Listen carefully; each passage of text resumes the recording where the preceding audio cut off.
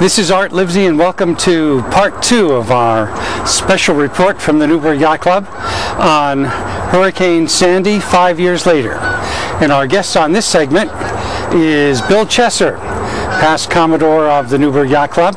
Bill took over as Commodore the January right after Hurricane Sandy. And Bill, what did you think your job was as you came in to take over the reins of Commodore at that time? Well, when I came in, I looked around and I had a scary proposition to rebuild the club. The club was in a shambles. Our pool had come up out of the ground.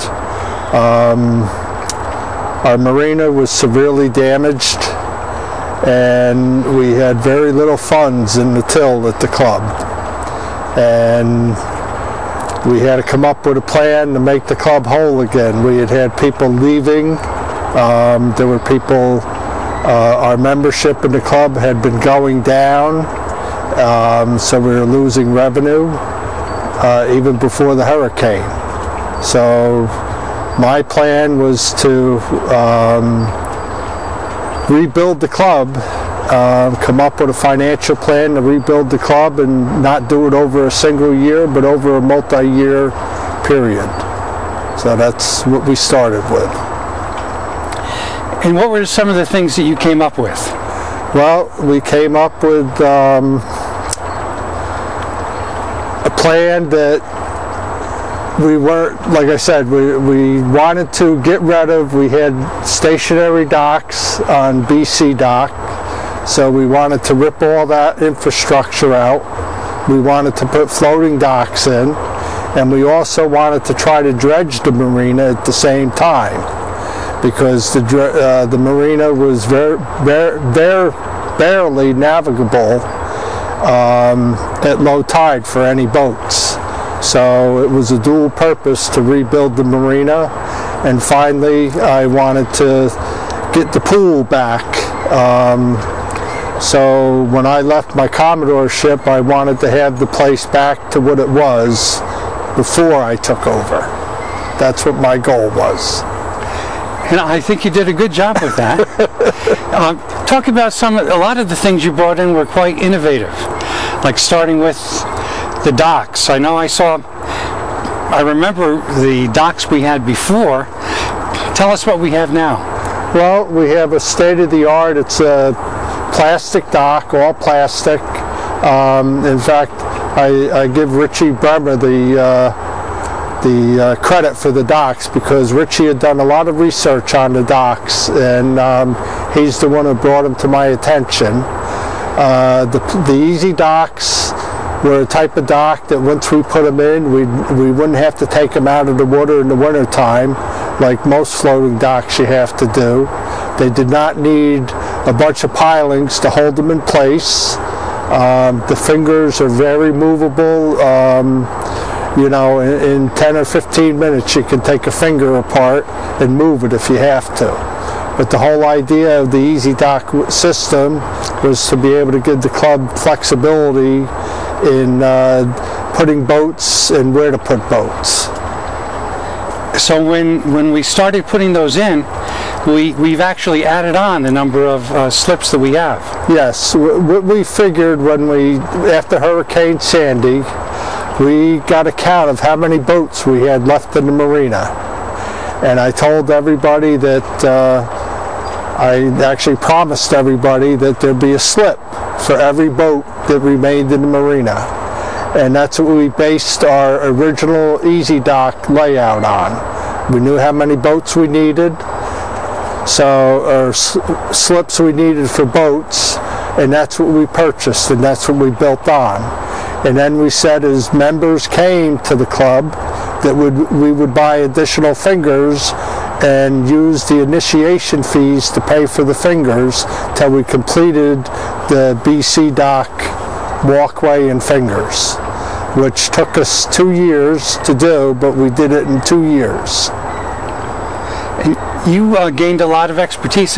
When I would watch the crews putting these in, they really knew what they were doing. Yes, yeah.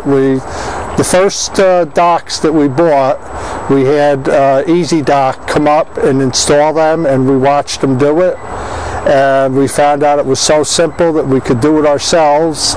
And once they installed the initial 100 and some feet of dock, then we took over and we completed it ourselves.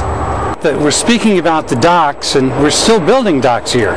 Yes, we're still in a continual program, kind of like a 5-year plan that was started, but we are reconstructing our D walkway, getting rid of all the inferior wood that was under them and stringers.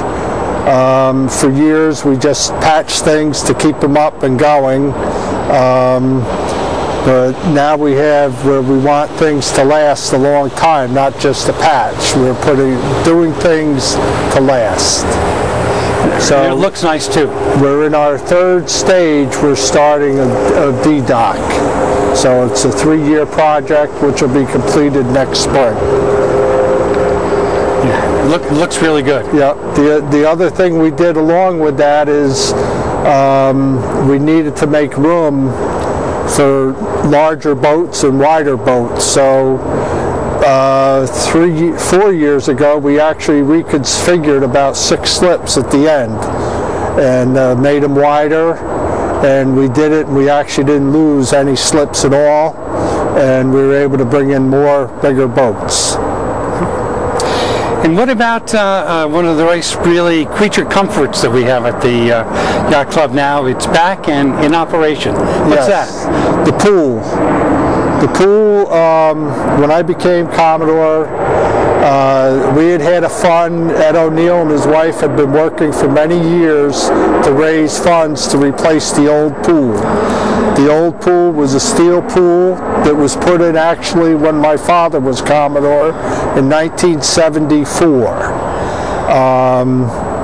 The pool was made right down the river at steel style, and they brought it up here and put it in place and welded it together.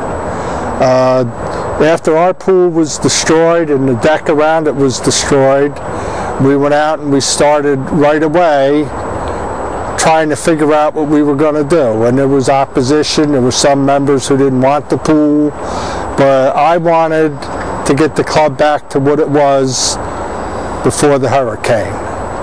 So I appointed Joe Sabo and Ed O'Neill, and I made them the pool committee to start with, and they started researching the pool. We actually brought steel style down and asked them for a price on a steel pool, and they knocked our socks off. It was like $230,000 oh my goodness, to put a pool in like we had, and we said there's no way we can do that. And come to find out, Richie Bremer, he used to do pools when he was younger, and Billy Noble, who did our dredging and did our tear outs, he also installed pools. So with their help, we brought a pool kit and we installed the pool. It actually happened in November and December. We started putting the pool together right before I left office. But there was a whole year of engineering planning, getting approvals from Orange County Department of Health, and also Newburgh, the city of Newburgh, we had to get approvals. So it took us a year to get the approvals. We put the pool up, we put the walls up and backfilled the pool, and then the following spring, after Greg took over as the Commodore, he ended up finishing the project, but we had a big hang-up of what color the pool liner was going to be, and that offset us another 3 or 4 months to get a liner approved by the county. But we were actually, in Greg's first year, we had the pool up and running by August.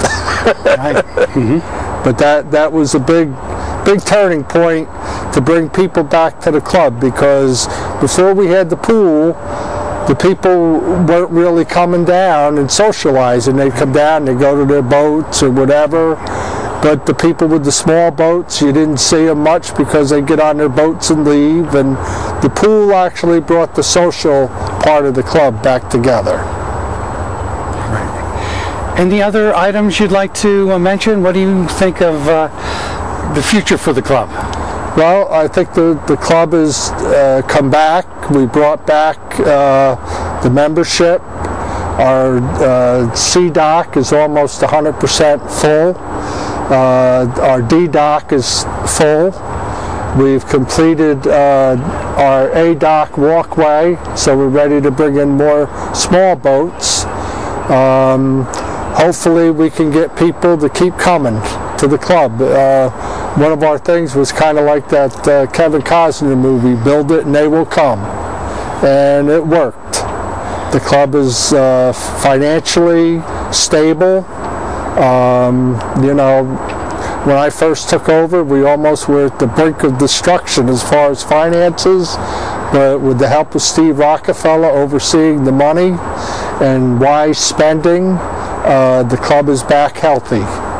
And as long as the members keep coming and paying their dues and buying gas, our gas stock is very profitable for the club. Bill, I want to thank you for all your years of service, and we hope you'll keep up the good work for the Newburgh Yacht Club. Thanks, Art.